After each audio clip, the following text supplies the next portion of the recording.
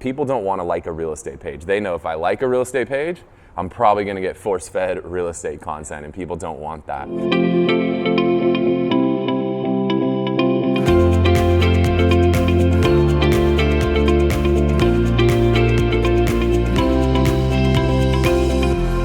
Welcome to the Whissel Way Podcast. My name is Kyle Whissel. We are here at our second ever Media Mayor Mastermind. We are in beautiful La Jolla, California, and I've got a couple special guests with me today.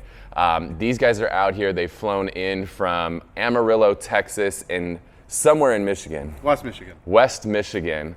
To come and learn how to really step up their game when it comes to video. These guys are already at another level above all other real estate agents out there, but they want to take it to that top level. We did a little contest yesterday at the event where these guys went out, shot some video here in the La Jolla community. They absolutely crushed it. We'll put a link in the show notes so you can check out the video that these guys did with no notice, and within an hour cranked out a pretty killer video. And so we're going to talk to them today and learn how they're utilizing video in their business, and more importantly, why they're utilizing video in their business. So guys, introduce yourselves really quick, and then we'll dive into it. Awesome, thanks Kyle. Kyle Geenen from Holland, Michigan. I'm Jake Schroeder from Amarillo, Texas. And so Kyle is an agent, and Jake is an actual videographer. So we're gonna get some kind of cool perspective here. And so you guys are already utilizing video in your business. Talk about why, like what made you dive in to shooting video? Because you have your series, which is called?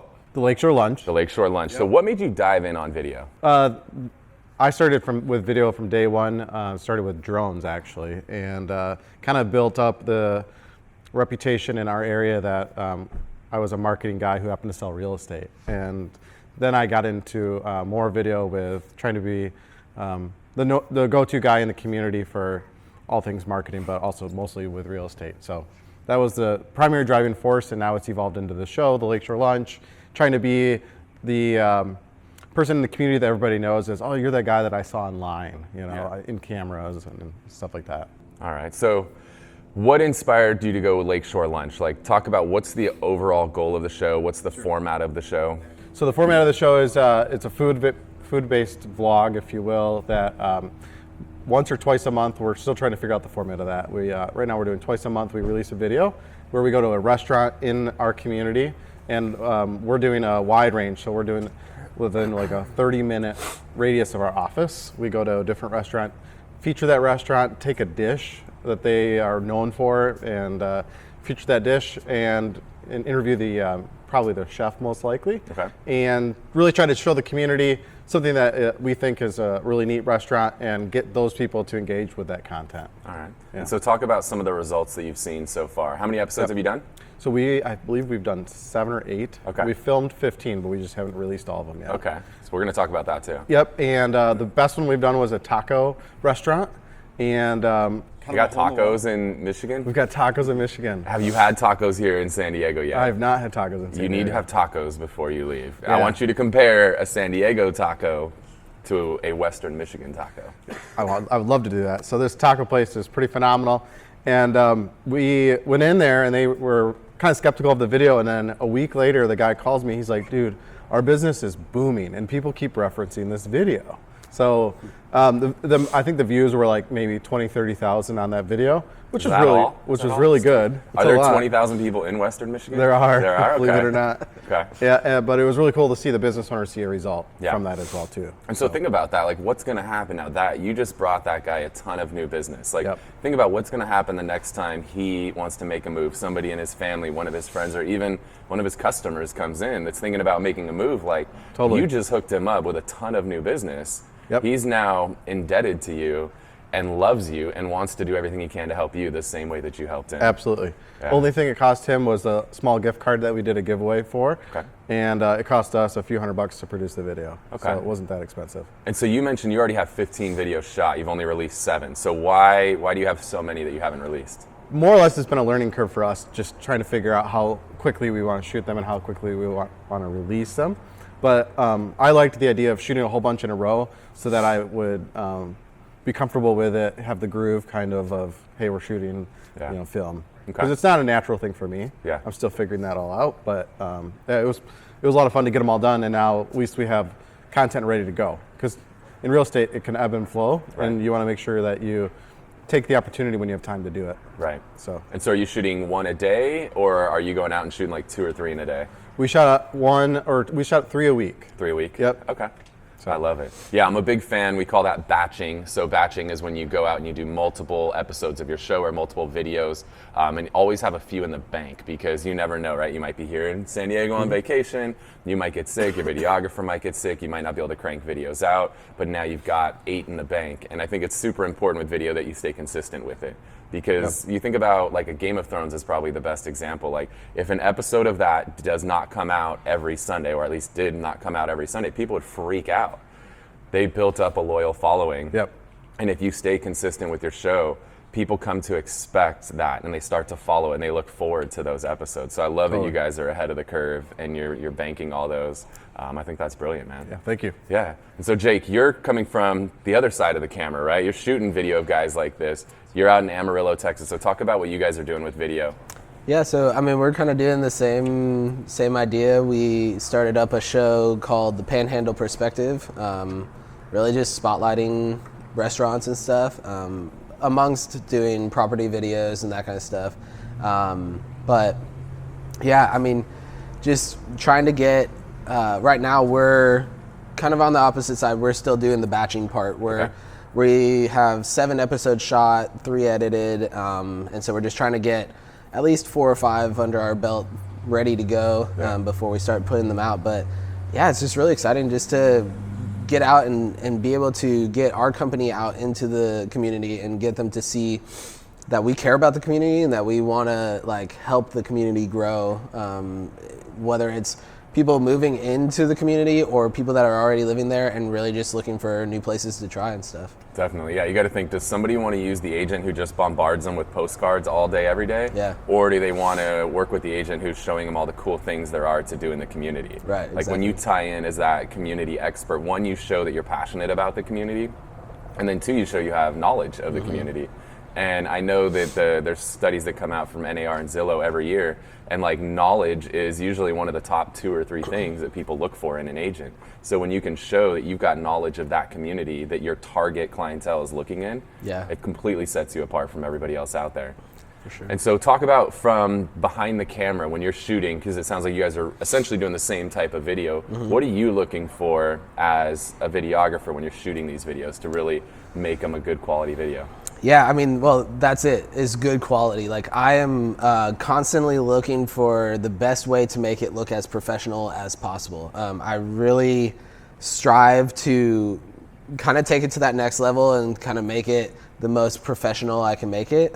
So I use lights in every single scene that we do, just to give it that higher quality, try to make sure I'm a big fan of cinematography, so like really making it cinematic looking, so a lot of slow-mo and just really just drawing people's eyes to the colors and to the way that the video moves, and to kind of tell a story almost, to try to make people just like really focused on what's happening in the video. Yeah. So it's amazing how that can work, where you can speed ramp and speed something up, or you can also slow it down, and how it can change the viewer's attention on the video. Like when you have something that's not super important, you can speed ramp right through it, get to the important part, slow it down, stop, get them to focus. Like it's crazy how that stuff can just work. really hook them, really bring them in and make them feel honestly like they're almost experiencing the food right there.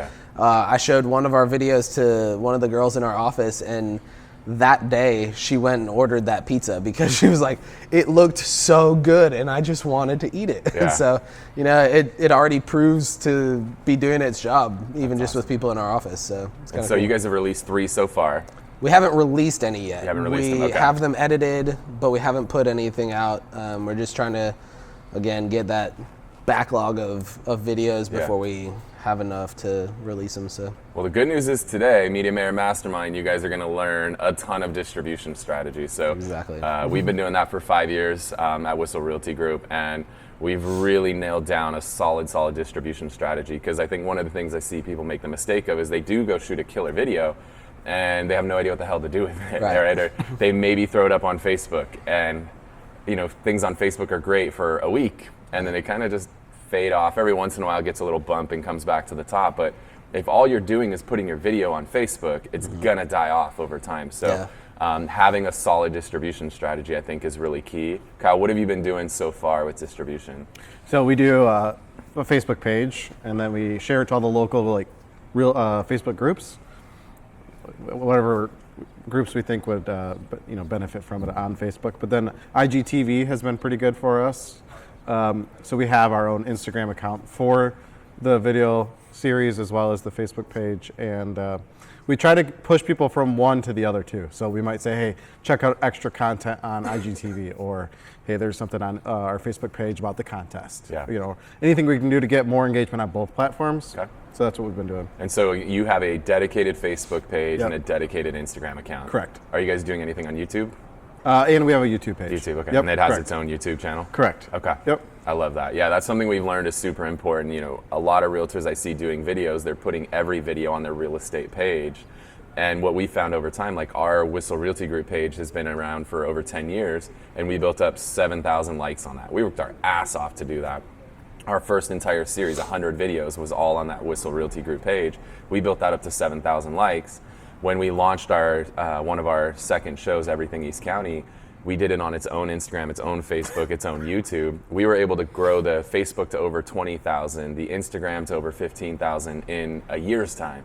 Where 7 years we could barely build to 10,000. So I think it's really important. I think you guys are on the right track with that, having everything have its own dedicated page, because people don't want to like a real estate page. They know if I like a real estate page, I'm probably going to get force-fed real estate content, and people don't want that. Totally. So when you make it a dedicated community or restaurant page, you're like, oh, if I like this, I'm going to get more community info. I'm going to get more restaurant info. So I love that, man. Yep.